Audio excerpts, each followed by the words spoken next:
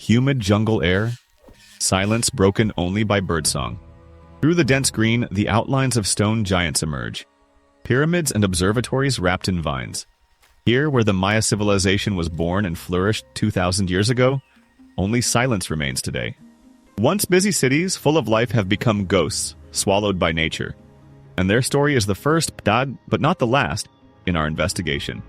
We'll walk through the ruins of the greatest cultures of the past, from Angkor, swallowed by water, to the lost cities of the Indus Valley. We'll trace their rises and their falls to answer one question. Is there a common pattern of collapse? A fatal mistake that every one of them repeated? These are not just stories about vanished peoples. This is a search for the universal law that governs the fate of civilizations.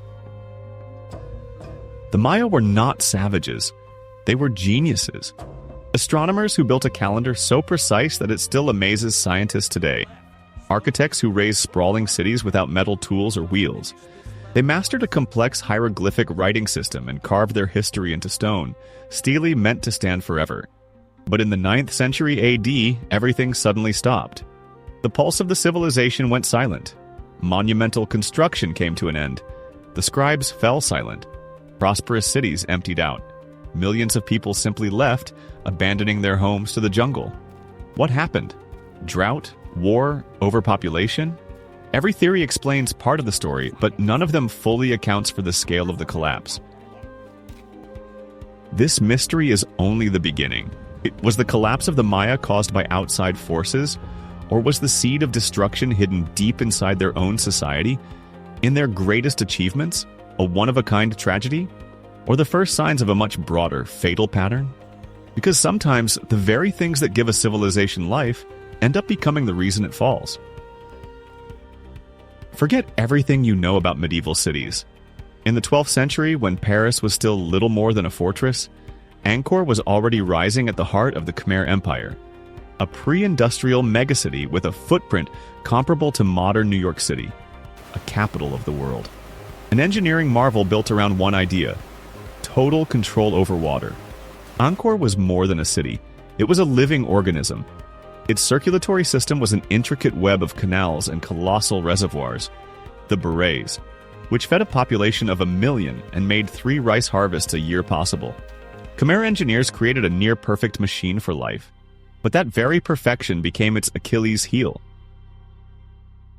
A system built to defend against nature's whims turned out to be fragile in the face of its fury. The familiar monsoons gave way to decades of brutal drought, then to devastating floods. The city's circulatory system couldn't hold. Its canal arteries clogged with silt, and its dry riverbeds split open with cracks. The giant city that had mastered water was ultimately choked by it. The Khmer were brought down by a force of nature that changed the rules of the game. But what if civilization's greatest enemy isn't the outside world at all, but civilization itself? Is it possible that a people who raised wonders with their own hands also, step by step, and with ruthless precision, carried out their own ecological suicide? There's a place where the ocean stretches to the horizon in every direction, a speck of land suspended in an endless blue. Rapa Nui is the most isolated inhabited place on Earth, a closed ecosystem, a laboratory on a planetary scale. Here, every tree cut down was the last one. Every resource was finite. There was nowhere to run. Perfect conditions for disaster. And in that isolation, the people of Rapa Nui became consumed by a single idea. They built hundreds of giant stone statues, the Moai. Silent giants carved from volcanic tuff. They do not face the sea. They face inward, toward the island, and toward their creators. Moving and erecting them took enormous effort, wood for levers and ropes, and a faith strong enough to move mountains. Or in this case, stone idols.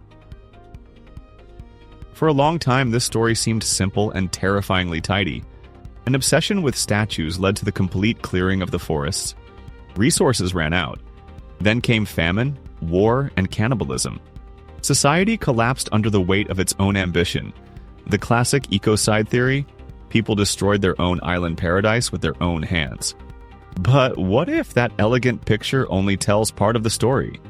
What if the collapse was more complicated, and the people of Rapa Nui were not just victims of their own short-sightedness?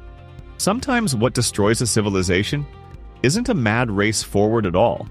It's the exact opposite. perfect order. You can build advanced cities with running water and sewer systems thousands of years ahead of their time and still disappear, simply because the river that gave you life one day changes course.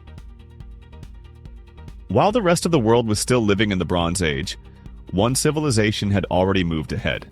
4,500 years ago, Mohenjo-daro and Harappa rose in the Indus River Valley. These were not just settlements. They were megacities laid out with mathematical precision. And they had no rulers' palaces, no grand temples, just perfect order for everyone. Their streets ran straight as arrows, crossing at right angles to form a flawless city grid. It was a world built by engineers, not priests. Every home had its own bathroom and its own toilet. A remarkably advanced underground sewage system, reinforced with fired brick, carried waste far beyond the residential districts. No science fiction here, except this was Bronze Age reality, and the Roman Empire would not match it for another 2,000 years. The Harappan civilization set a standard for urban life that the rest of the world could barely imagine. A utopia built on cleanliness, order, and equality. But this brilliant system depended on a single source, the great Indus River. And the river began to die. Climate change forced it to change course. Slowly, centimeter by centimeter, year after year, the water slipped away. Perfect cities, an advanced water system. All of it turned into useless stone in the middle of drying land. The collapse was quiet, almost silent. The Indus civilization faded over decades, powerless as life drained away. They could see their enemy, and they could do nothing to stop it. But what if the enemy has no face? What if disaster doesn't creep in slowly but falls from the sky in a single day, wiping everything out without warning? On Crete, in the heart of the Aegean Sea, the first great civilization of Europe flourished, the Minoans. They didn't hide behind cyclopean walls, their power came from ships. A whole fleet dominated the sea, linking palaces covered in vivid frescoes and elegant pottery to the wider ancient world. Their civilization rested on trade, art, and a kind of harmony with the sea. They were masters of their world, and nothing seemed to signal danger. But the world was bigger than they imagined. Around 1600 BC, just nearby, the island of Santorini stopped being an island. It exploded. Not just an eruption, a planetary-scale catastrophe that tore through the earth and hurled millions of tons of rock and ash into the sky. The mountain became a void. Day turned into night. For the Minoans, it was the end of the world, a world even the priests had never warned them about. The blow came from the very source of their power, the sea. The explosion unleashed a monstrous tsunami. The water that fed them and protected them slammed into the coast, wiping out settlements and tearing the supposedly invincible fleet to splinters. Then black snow began to fall from the sky. Volcanic ash blanketed Crete's fertile land in a deadly shroud, poisoning the soil and condemning the survivors to starvation. Their world was erased in a matter of hours. We've seen slow decline, ecological self-destruction, and system failure. And now, a blow from blind fate. 4 different stories, 4 endings. But what if this was never just a chain of tragic accidents? What if their greatest achievements, from perfect canals to a powerful navy, were not strengths at all, but hidden vulnerabilities, waiting for the right moment to collapse?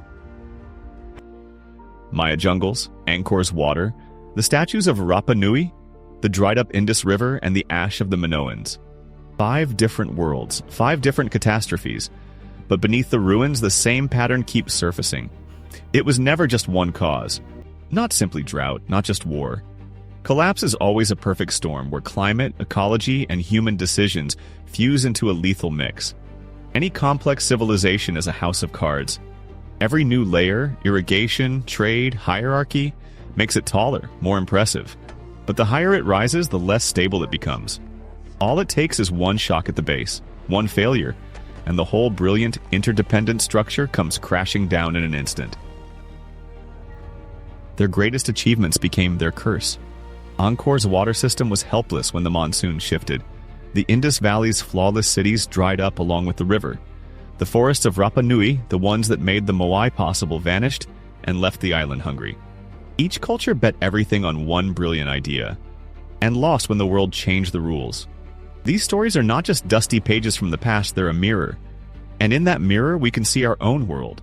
Globalized, interdependent, incredibly complex. We've built the tallest house of cards in human history, and the ruins of ancient civilizations still whisper the same warning across the centuries.